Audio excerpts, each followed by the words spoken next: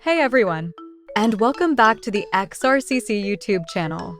Today, we're going to learn how to create interactive character animations and control them using an option box. This will give you a powerful way to let users choose different animations for your characters. You can download the project example from the link in the description to follow along. Let's start by selecting our character. In the Asset panel, find the 3D Model category. We've provided a character with its own set of animations. Once selected, you can preview the available animations in the preview window.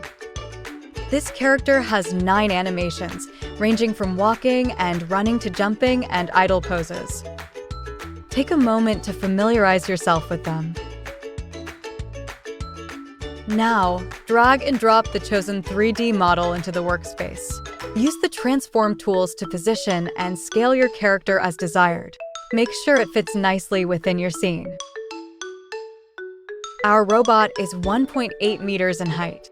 To accurate VR scaling, users can place the robot next to the character and adjust the character's height to be comparable to the robot's. With the character selected, switch to the Behavior tab.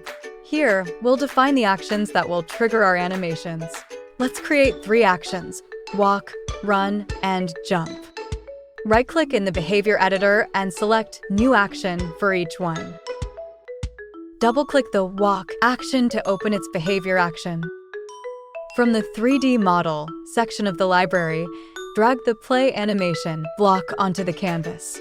Connect it to the Action Start node. Now, in the Animation Index field of the Play Animation block, enter the number corresponding to the walking animation. In our example, the walking animation is number 9. Repeat the same process for the run and jump actions. Remember to enter the correct animation indices. For our character, the running animation is number 8, and the jumping animation is number 6. Now for the interactive part. Select the option box in your scene. Switch to the Option Detail tab. Here, you'll see the options available in your option box. Click Choose Action. For each option in the option box, select the corresponding action we created in the Behavior Editor. This links the option selection to the character's actions. Save your work and enter play mode. Select different options in the option box. You should see your character perform the selected animation. Want to create more complex animation sequences? Let's make a run and jump option. Add a new option to the option box labeled Run and Jump. Create a corresponding run and jump action in the Behavior Editor. In this action, we'll use Play Animation blocks for running and jumping, along with Wait for blocks to control the timing.